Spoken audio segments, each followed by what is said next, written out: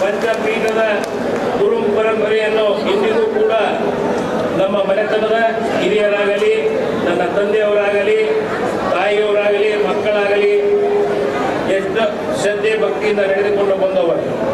ನಿಮ್ಮೆಲ್ಲರ ಪ್ರೀತಿ, ವಿಶ್ವಾಸ, ಗೌರವವನ್ನು ಪಡೆದುಕೊಂಡು ಮಠ ಪೀಠವನ್ನು ಕಾಪಾಡಿಕೊಂಡು ಸೇವೆ ಮಾಡುತ್ತಿಂದ ಬಂದವರಾಗಿದ್ದಾರೆ. ಹಾಗಾಗಿ ಎಲ್ಲ ಸಾಮಾಜಿಕ ಧಾರ್ಮಿಕ ಸಮಾರಂಭಗಳಲ್ಲಿ ನಿರಂತರ ನಡೆಸಿಕೊಂಡು ಬಂದಿರುತ್ತೇವೆ.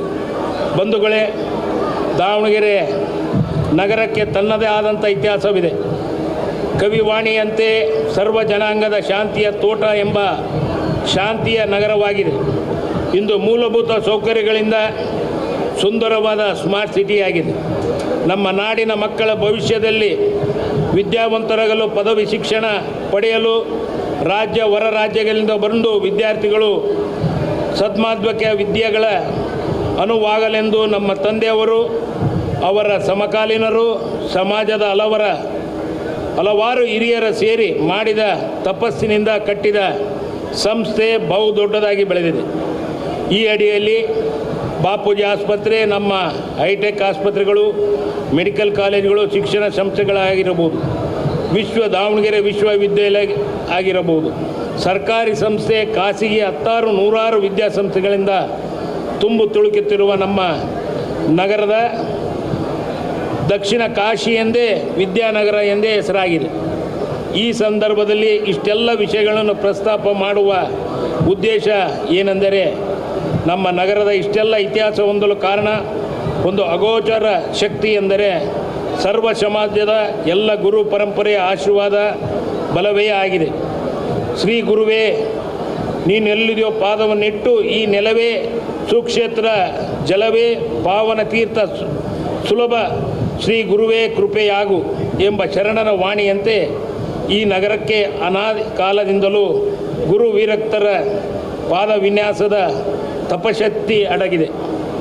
ಶ್ರೀ ರಂಭಾಪುರಿ ಜಗದ್ಗುರುಗಳು, ವೀರಗಂಗಾಧರ ಗುರುಗಳ ಪೂಜ್ಯ ಶಕ್ತಿಯ ಗುರುವಾಗಿ ಮತ್ತು ಶ್ರೀಶೈಲ ಪೀಠದ ಜಗದ್ಗುರು ವಾಗೀಶ್ ಪಂಡಿತಾರಾಧ್ಯರ, ಉಮಾಪತಿ ಪಂಡಿತಾರಾಧ್ಯರ ತಪಶಕ್ತಿ ತಾಣವಾಗಿ, ನಂತರ ಶಿವಯೋಗಿ ಮಂದಿರದಲ್ಲಿ ಜಯದೇವ ಜಗದ್ಗುರುಗಳವರ, ಅತಿನಿ ಶಿವಯೋಗಿಗಳವರ ಒಳಗೊಂಡಂತೆ ವೀರಕ್ತ ಪರಂಪರೆಯ ಎಲ್ಲ ಗುರುಗಳ ತಪಶಕ್ತಿ ನಮ್ಮ ನಗರದ ಸರ್ವತೋಮುಖ ಬೆಳವಣಿಗೆಯ ಅಗಾಧವಾದ ಶಕ್ತಿಯನ್ನು ತುಂಬಿರುವುದು ನಮ್ಮೆಲ್ಲರ ಗುರಿಗೆ ಗುರು ಪರಂಪರೆಯ ಆಶೀರ್ವಾದ ಶ್ರೀರಕ್ಷೆಯಾಗಿದೆ. ಇಂತಹ ಆದಿ ಜಗದ್ಗುರು ರೇಣುಕಾದಿ ಪಂಚಾಚಾರ್ಯರ ಮತ್ತು ಬಸವಾದಿ ಶಿವಶರಣರಿಂದ ನಮ್ಮ ವೀರಶೈವ ಲಿಂಗಾಯತ ಧರ್ಮ ಅವರಿವರೆನ್ನದೇ ಇಡೀ ಮಾನವ ಕುಲಕ್ಕೆ ಧರ್ಮದ ದೀಕ್ಷೆಯನ್ನು ನೀಡಿ ಸಂಸ್ಕಾರವನ್ನು ಕೊಟ್ಟು ಉದ್ಧರಿಸಿದ್ದಾರೆ. ಇಂತಹ ಭವ್ಯ ಪರಂಪರೆಯ ಸಂಜಾತನಾದ ನಾವೆಲ್ಲರೂ ಪುಣ್ಯವಂತರೆಂದೇ ನಾನು ಭಾವಿಸುತ್ತೇನೆ. ನಾವು ದೇಶಾದ್ಯಂತ ಕೋಟಿ ಸಂಖ್ಯೆಯಲ್ಲಿ ವೀರಶೈವ ಲಿಂಗಾಯತರಿದ್ದು ನಮ್ಮ ಆಚಾರ ವಿಚಾರಗಳು ಅನುಗುಣವಾಗಿ ಹಲವು ಒಳ ಪಂಗಡಗಳು ಮಾಡಿಕೊಂಡಿದ್ದು, ಭಿನ್ನತೆಯ ಗುಣ ಬಿಟ್ಟು ಭವಿಷ್ಯತೆಯ ಪೀಳಿಗೆಯ ಬದುಕಿಗಾಗಿ ಅಖಂಡ ವೀರಶೈವ ಲಿಂಗಾಯತ ಧರ್ಮದ ಏಕತೆಗೆ ರಾಜಮಾರ್ಗವಾಗಿ ಕಂಡುಕೊಂಡು ಯಾರೇ ಬಂದರೂ ನಾವೆಲ್ಲರೂ ಅಖಂಡ ವೀರಶೈವ ಲಿಂಗಾಯತ ಬಂಧುಗಳು ಎಂದು ಸರ್ವ ಸಮಾಜದೊಂದಿಗೆ ಉತ್ತಮ ಬಾಂಧವ್ಯವನ್ನು ಉಳಿಸಿ ಬೆಳೆಸಿಕೊಂಡು ಮುಂದೆ ಸಾಗಬೇಕು ಎಂಬ ಗಟ್ಟಿತನವನ್ನು ತೋರುವ ಸಮಯ ಬಂದಿದೆ. ನಾವುಗಳು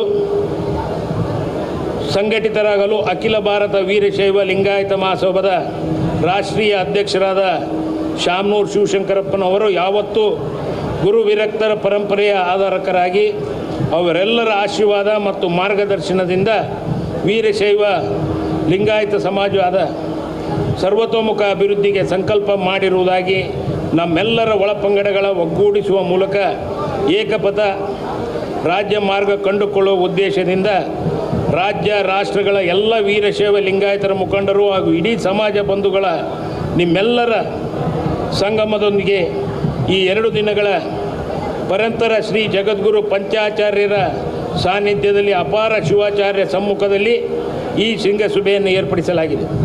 ಈ ಸಭೆಯ ಸಮಾಜದ ಸಮಸ್ತ ಬಂಧುಗಳು ಶ್ರದ್ಧೆ ಭಕ್ತಿಯಿಂದ ಪಾಲ್ಗೊಂಡು ಗುರುಗಳ ಹಿರಿಯರ ತೆಗೆದುಕೊಂಡ ನಿರ್ಣಯ ಮತ್ತು ವೀರಶೈವ ಮಹಾಸಭಾದ ತೆಗೆದುಕೊಂಡ ನಿರ್ಧಾರದಂತೆ ನಡೆದುಕೊಂಡು ಮುಂದೆ ಸಾಗೋಣವೆಂದು ತಿಳಿಸುತ್ತಾ, ಸಾನ್ನಿಧ್ಯ ವಹಿಸಿರುವ ಜಗದ್ಗುರುಗಳವರಿಗೆ ಮತ್ತು ಪಾಲ್ಗೊಂಡ ಅಪಾರ ಶಿವಾಚಾರ್ಯ ಪೂಜ್ಯರಿಗೂ, ಸಮಸ್ತ ಭಕ್ತರಿಗೂ, ಸಮಾಜದ ಬಂಧುಗಳಿಗೂ, ಹಿರಿಯರಿಗೂ ಈ 2 ದಿನದ ವಸತಿ ದಾಸೋಹ ಪ್ರಸಾದ ಮೊದಲುಗೊಂಡ ಕಾರ್ಯಕ್ರಮದ ವ್ಯವಸ್ಥೆಯನ್ನು ನಿರ್ವಹಿಸಿದಂಥ ಶ್ರದ್ಧೆ ಭಕ್ತಿಯಿಂದ ಮಾಡುತ್ತೆ ನಮ್ಮ ರಾಷ್ಟ್ರೀಯ ಅಧ್ಯಕ್ಷರು, ನಮ್ಮ ಪೂಜ್ಯವರ ತಂದೆಯವರ ಸಂಕಲ್ಪವಾಗಿದೆ.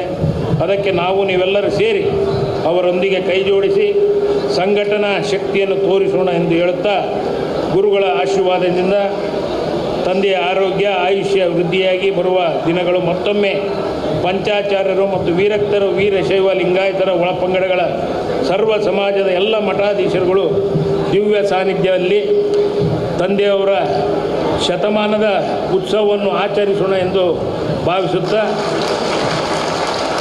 ಉಳಿದ ವಿಷಯ ನಾಳೆ ದಿನದ ಸಮಾರಂಭದಲ್ಲಿ ಹಂಚಿಕೊಳ್ಳೋಣ ಎಂದು ಹೇಳುತ್ತಾ, ಮತ್ತೊಮ್ಮೆ ಎಲ್ಲ ಪೂಜ್ಯರ ಪಾದಗಳಿಗೆ ನಮಸ್ಕಾರವನ್ನು ಸಲ್ಲಿಸುತ್ತಾ, ಈ ದಿನದ ನನ್ನ ಪ್ರಾಸ್ತಾವಿಕ ನುಡಿಗಳನ್ನು ಗುರುಗಳ ಪಾದಕ್ಕೆ ಅರ್ಪಿಸುತ್ತಾ, ಇಂದು ಮತ್ತು ನಾಳಿನ ಕಾರ್ಯಕ್ರಮಗಳು ಯಶಸ್ವಿಯಾಗಲಿ ಜರುಗಲಿ ಹಾಗೂ ಕಾರ್ಯಕ್ರಮದ ಮೂಲಕ ಈ ನಾಡಿನ ಉತ್ತಮ ಸಂದೇಶ ತಲುಪಲಿ ಎಂದು ಹಾರೈಸುತ್ತಾ, ನಮ್ಮ ಈ ಪ್ರಾಸ್ತಾವಿಕ ನುಡಿಗಳಿಗೆ ಮುಕ್ತಾಯಗೊಳಿಸುತ್ತೇನೆ. ಮಾನವ ಧರ್ಮಕ್ಕೆ ಜಯವಾಗಲಿ, ಧರ್ಮದಿಂದಲೇ ವಿಶ್ವಕ್ಕೆ ಶಾಂತಿ.